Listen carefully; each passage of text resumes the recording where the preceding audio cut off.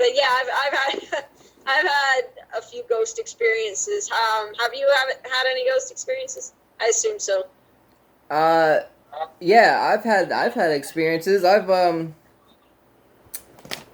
see them out like there's a couple like spirits in my house that I just seen like maybe a month ago. Oh wow. Like there's a little boy and a little girl right here in my house, and they travel from my house to my mom's house and to my uncle's house. Huh. Like we all see them, and they've been You actually see them? Like they yeah, manifest like physically? yeah, Wow. yeah. There's another one that just started showing up about. Uh, it's been a few weeks. It's a monk, and he's wearing the monk rags, Uh-huh. and he's white. Like his whole aura is white.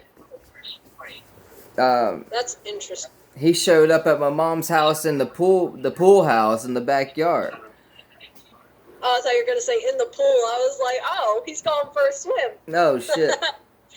I saw him once here. He was standing in my Buddha room, in front of the windows. Huh. Yeah, it was pretty insane. Like he doesn't. Yeah, that's really. But it's not like an eerie kind of like feeling or anything like that. Like there's just like a white noise. A white noise? Yeah. Yeah, that's really interesting how some people can see things like that and others can't. Like I've not ever physically seen like a human form or anything like that. Yeah, I wanted to. Yeah, what me else? too. That would be really, really cool. There's in my neighborhood there's like a trail down at the beginning of the neighborhood.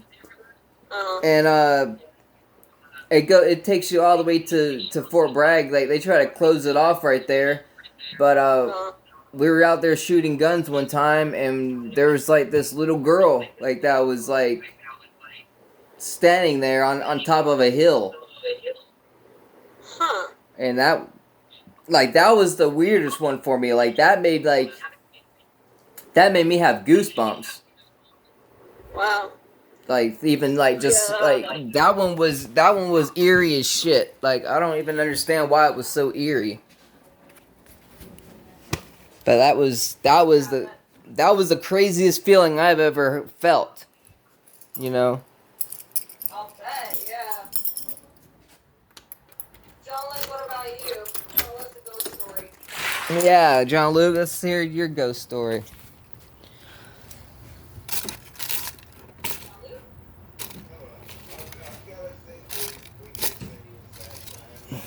How many viewers do I have already, like, on this podcast? Huh? I gotta say the creepiest time was the house in Virginia. In Quantico? Yeah, when we were just the sitting there. growl? Are you talking about the growl? Yeah, dude, that was... He that just sitting there. Dude. He Sitting there briefly with said those something about that. Like he said he heard a growl. No. Go ahead and tell the story, John Lee. You tell it. We were sitting there using the ghost box in the middle of the living room with all the lights out in the dead of night. And we were asking, who's here, what's going on, blah, blah, blah. And something comes through out of nowhere and literally just growls the word growl. It's just like, growl. Yeah, it says the word growl. It was, oh my God. Yeah. I've never thrown something so fast in my life. Yeah. We darted, turned the lights on. I mean, it literally just went growl. That scared me Deep and shitless. Oh my God. But through a spirit box, so Yeah. that's something angry. Oh Well, yeah. The thing about the spirit box and how you can determine like if you're actually getting something legit or not is if in that specific example, it scans through radio stations And the gist of it is that spirits are supposed to pick out words from the radio stations to talk to you, right? Well, when this whatever said the word growl, it was skipping over radio stations as the word growl came through. So there was nothing being picked from any radio stations. It just came out of thin air and just said the word growl. And that was what really got me, because it's like, this isn't even coming from the radio stations. This just came out, you know? That's insane. Yeah, it's nuts. I mean, have you ever played with the Ouija board? Oh, yeah, I've played with the Ouija board. That shit's real. Yeah, I don't. Yeah, I have yet to have, like, an actual legitimate experience with Ouija board. Yeah. It's kind of frustrating. I think part of the problem is, like, there is no, like, actual legitimate Ouija boards nowadays. They're all just, like... mass-produced. Yeah, they're all production. Right, mass-produced, and, like, with, like, from Walmart, or with the... They still work, though. Like, I had one like that, and they still work. Really? Yeah. Huh. We gotta get one and try it out one night. Oh, I've got one. Oh, shit. Well, we need to try it out one night, and we'll film it. I'm down. I'm totally down. John Luke hates the Ouija board, don't you? I don't like having it in the house. In case anything ever gets attached to it, I don't want it coming back here. I remember when I was building my own Ouija board. You remember that? Oh my gosh, yes, I do remember that. Yeah, I never finished it. I think I threw the pieces away too. That actually kind of sucks. But what was I gonna say? Yeah, you remember that one time we went to the factory and with Jason, and we were sitting up on the roof using the Ouija board. That was kind of scary. Oh my god, yeah, that was. Nothing actually happened with the Ouija board, but after we used it, we heard all kinds of different stuff in the factory and decided to get the hell out. Oh, shit, yeah. Oh, yeah. Yeah, it was weird. Dude, the factory Oh, God. The best thing we have ever caught at the factory, John Luke, is one of the first times I think you took me. Remember when we heard somebody walking on the roof of the factory? That scared me so bad. It was funny because we thought it was like an actual person, like a cop or something. We went to check. We were like, oh God, there's somebody else here. Oh God, are they going to murder us? You know, crazy people. Yeah, right. Wait, so y'all went and actually tried to look for the person or something? Yeah, because it was actual footsteps. Like, it sounded like someone just stomping around in circles on the roof. Oh. Like, it was actual legitimate footsteps. It couldn't be explained by anything else. And there's no way for anybody to get off the roof that quickly unless they jumped. Right. And they were, they were heavy steps. That's how you know, like, we just knew, like, it was footsteps. We tried looking for a person, but there was nobody up there. And then it stopped, and then it started again. And then it stopped and it started again, and then I think it stopped completely after, like, the third time. Oh, yeah, what was it? And that weird clicking that we would hear every time we listened to a recording. Yeah. Oh, you hear clicking? Weird, yeah, a clicking is supposed to be, like, a sign of somebody being, like, around, or interference with something.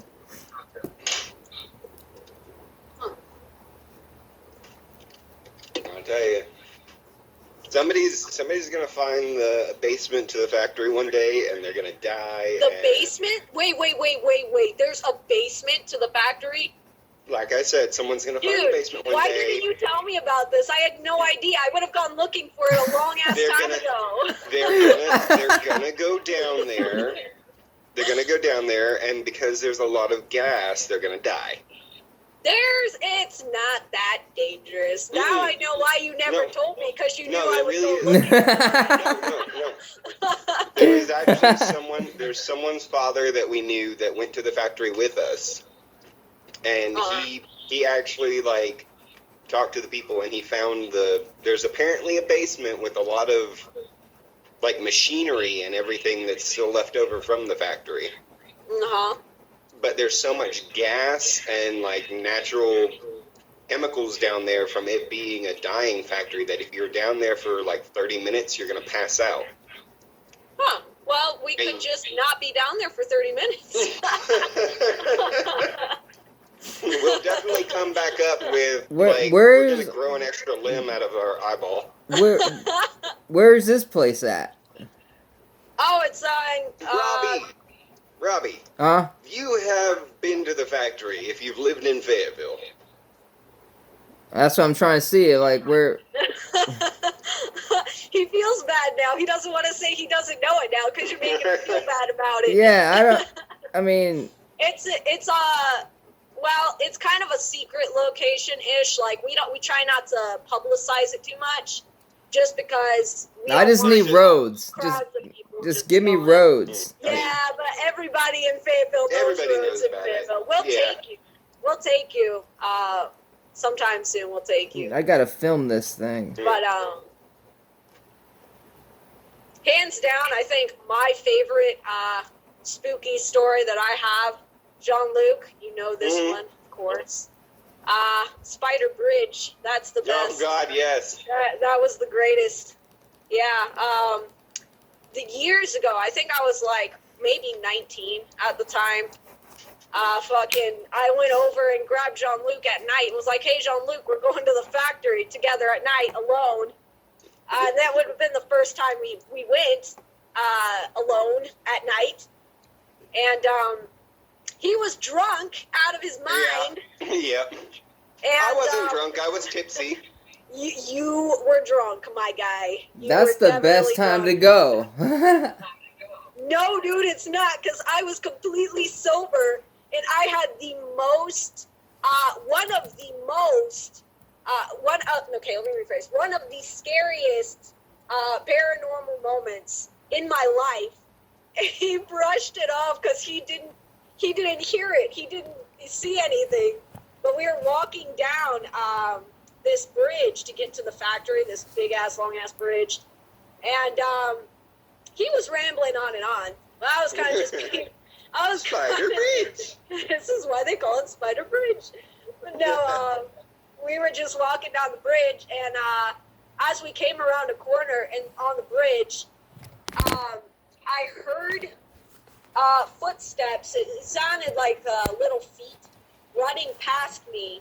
And not only did I hear the sound on the bridge of feet running past me, I felt a breeze and leaves kicked up as the sound of the footsteps ran by me, like in front of me. And it scared me so bad. And I tried telling Jean-Luc about it. He was just like, it's fine. It's nothing. I'm like, Jean-Luc, dude, it was right next to me on the bridge. And it ran past me. I heard it. I felt it. It was real. I got so scared. We ended up turning around and going back. I'm really not a fan of bridges too much. You wouldn't like this one then because it's really long and in between the woods. And when you're walking down it at night, you can't see the end of it. Yeah. You can't see either side. Yeah, no matter what you do when you're walking down this bridge at night, if you look behind you, it seems like someone's behind I mean, I'll walk down it anyway, but, you know, like, doesn't mean I'm a fan, but I would like to get that. Yeah, I get creeped out on it too at night, but I kind of like it, you know?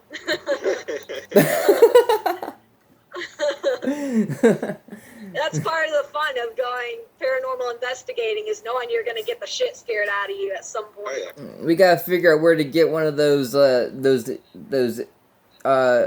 EVPs or whatever they're called. Huh?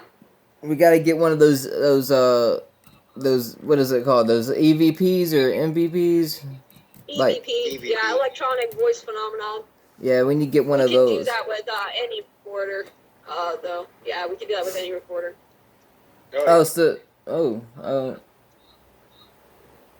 Okay. Yeah, we usually just use the voice recorders on our phones for that whenever we do that. I don't really care for doing that too much anymore, though. I'll do it, but the ghost box is best. yeah, the spirit box is my favorite piece of equipment.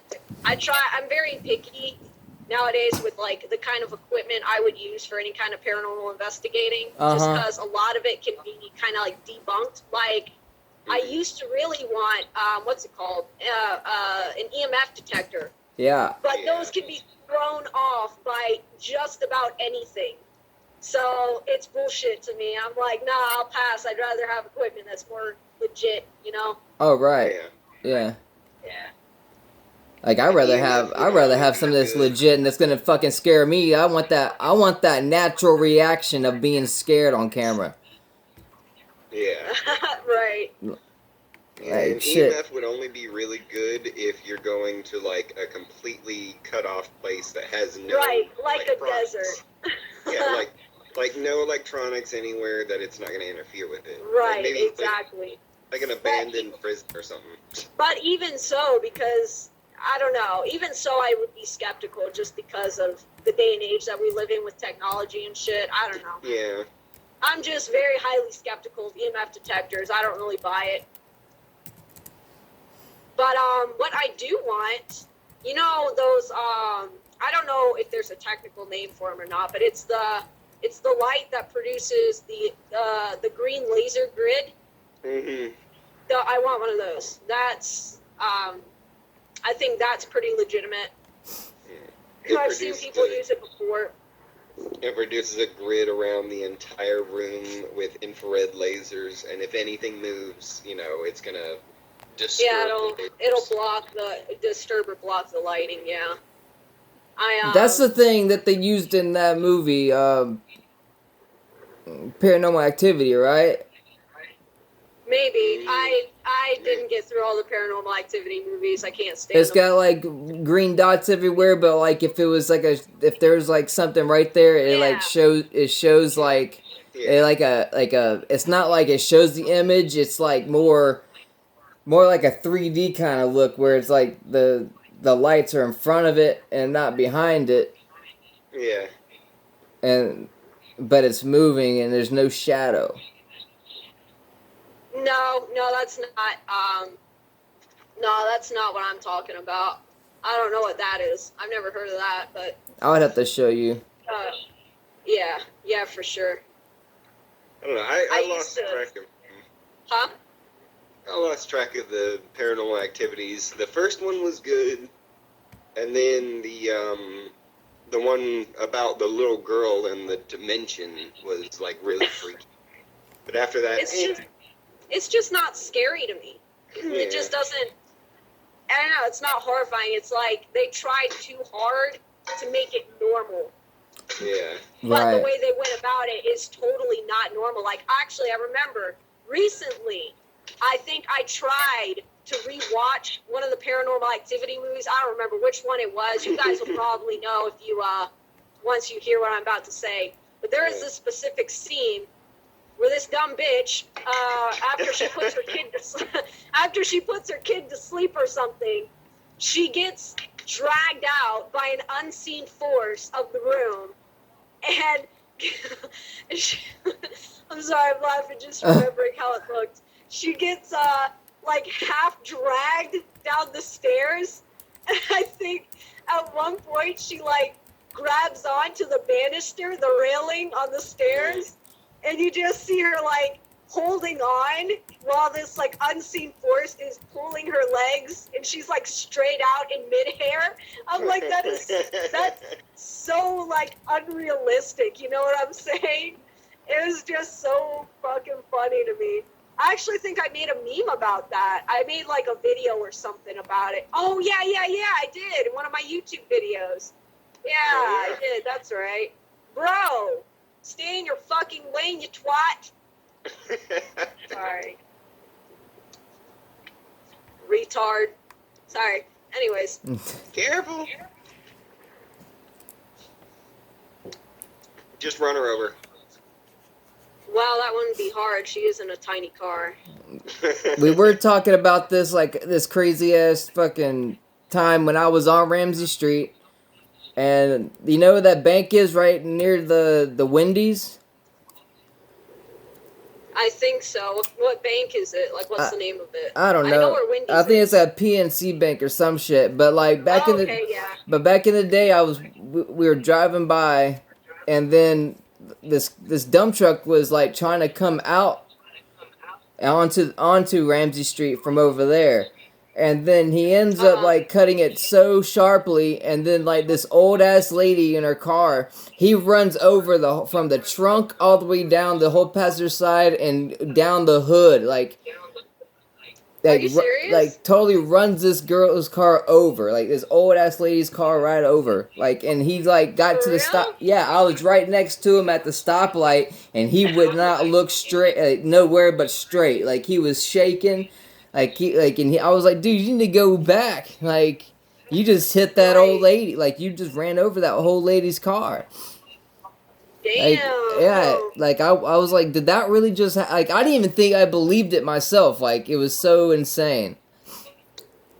That reminds me of the time that the one and only time I've ever witnessed an accident was when me and Jason were still together and we were heading up to Minnesota. And it was nighttime. We were night driving, and empty highway, both sides pretty much. But in the distance, on the opposite end of the highway where the oncoming traffic is coming, yeah. In the distance, I saw like this huge cloud of fire go up. And at first I was like, what the fuck is that? You know, I was looking at it, and then I realized what it was. It was a fucking car. A car. There were two cars coming in the opposite direction, and one collided into the other and blew up. I'm pretty sure it was their gas tank, but it set the whole car on fire. And the car that was on fire ended up stopping in like the median, and it was just a kid. It was a kid probably about around my age, and he was in shock. He got out and just like laid down in the median, was just laying there. His car was like burning up. I was like, dude, you gotta move. I can't carry you, you know, but he was in shock. And thankfully somebody else came, and this guy came up and picked him up and moved him across the street. But the guys that hit him got out of the car and like yelled at him and then ran away on foot. They ditched their car and they just ran away on foot. Wow. It was crazy. I was like, man, I'd never seen anything like that before. Reminds me of our crazy time in the median heading toward the mall. Or no, heading away from the mall. What do you mean?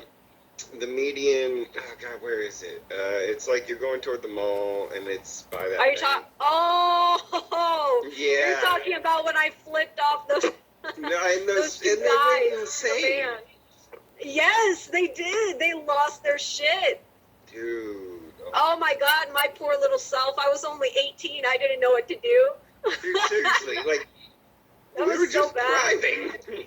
Yeah, I think they did something that pissed me off. They either cut me off or they did something like that, and I flipped them off for it. And then they lost their literally shit. almost, I mean, we had to literally cut through a red lighted intersection. Yes, I had to run the red light because they were following us, tailing us, literally inches from my bumper, and screaming at us out of their windows. Oh shit! And cursing at us, going nuts. And yeah, I had to do what I had to do. I was on the phone with the cops, but I think that's when they turned around. Well, they left us alone. Is when they realized that I was calling the police. Yeah, but they were following us for a while. Yeah, that was insane. I remember this one time I was little and we were driving around with my dad, and these people were trying to fuck with us while we were just driving home one night. It was around like 10 o'clock at night, and they pulled a shotgun out and put it right to the hanging outside the passenger window of their truck. Bro. That was pretty insane. Were they aiming it at you guys? Yeah. Dude. Oh my god. I can't. Oh my gosh. That would have scared me so bad. I don't know what I would have done. hit the brakes. Man, I've had a lot of like guns put at me. Like my own dad a few years back. I guess like around like 2018. My dad put his 357 revolver in my face. What? Yeah. Why? Well, because he wanted me to leave the girl I was with is what it came down to. Are you serious? Yeah. That's what it all came down to. Man, that's like twisted mentality right there. I was, but now we talk. We hang out like that. Never happened. Well, that's good at least. It's weird. No, that's just, like that's just weird as fuck. Like that did happen, but we don't talk about it like it didn't happen. Yeah, I can. I mean, he was like, that night. I can hear it. He was accusing me. He was accusing me of being on dope that night, and all I was doing was drinking, and I was on my Snapchat fucking ranting because I was drunk. Oh Lord! And he his girlfriend at the time, like rest in peace, Renee. But like she was trolling my Snapchat, and I was just ranting on my Snapchat, and then she showed it to my dad. My dad showed it to my house a few minutes later. Oh wow! And I wasn't on dope that day, but because I was trying to quit then, but I was on my second bottle of Jack Daniels, and I was about to open my third bottle, and like he's like, you need because that's when he we already did the DNA test, and that baby that's mine that I'm like legally the father of. But he knew that she got me hooked on heroin back then, and he wanted he's like, she's so bad for you. Like first you're taking care of a black baby, and then the second thing that you're on dope. Like that's so racist.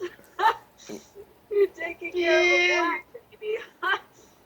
Oh, yeah, my dad's pretty, he's pretty racist. Like, he's, wow. That's a whole nother thing. Yeah. I mean, you can't be racist. I'm brown. Like, it's weird. Yeah. It's fucking weird. It's so fucking weird.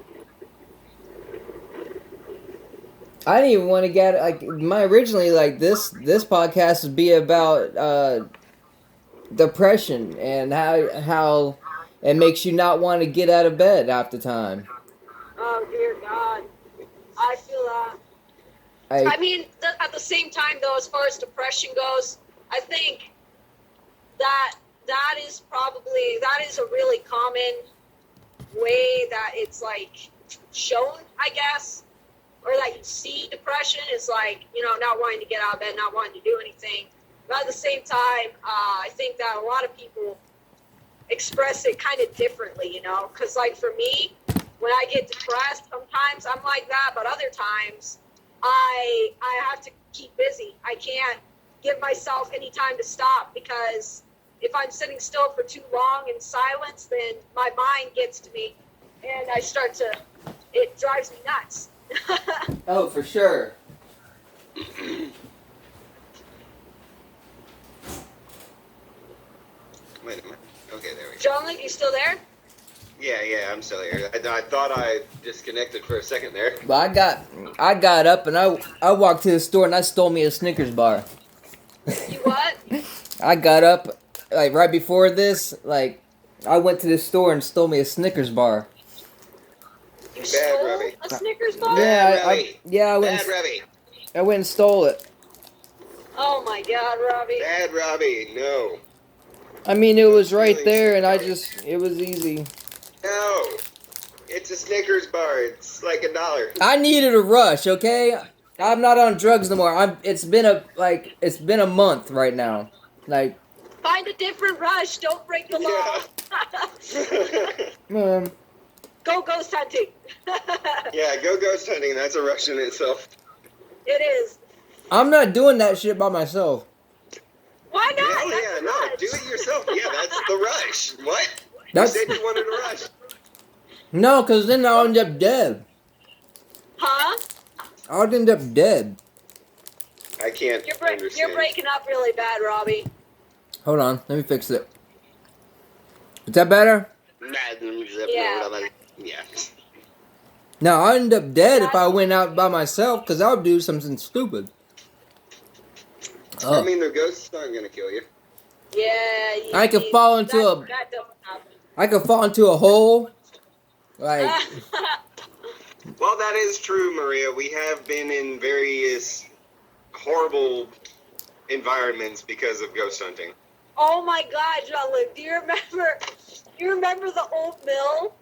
Oh God, yes. That. No, the guy. Oh my God, I wish you guys could have seen that so bad. That was the funniest moment in my life. Oh my God. When that guy skirted back when he saw me, that was so funny. Oh my God. That's more horrifying than funny. Oh God. It's hilarious. It's hilarious to me. I'm not the one who got scared. He was. And he was a big buff Marine dude, too.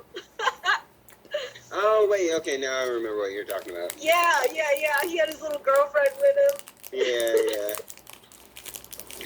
Do it. Oh God, I thought you were talking about some random homeless outside. No.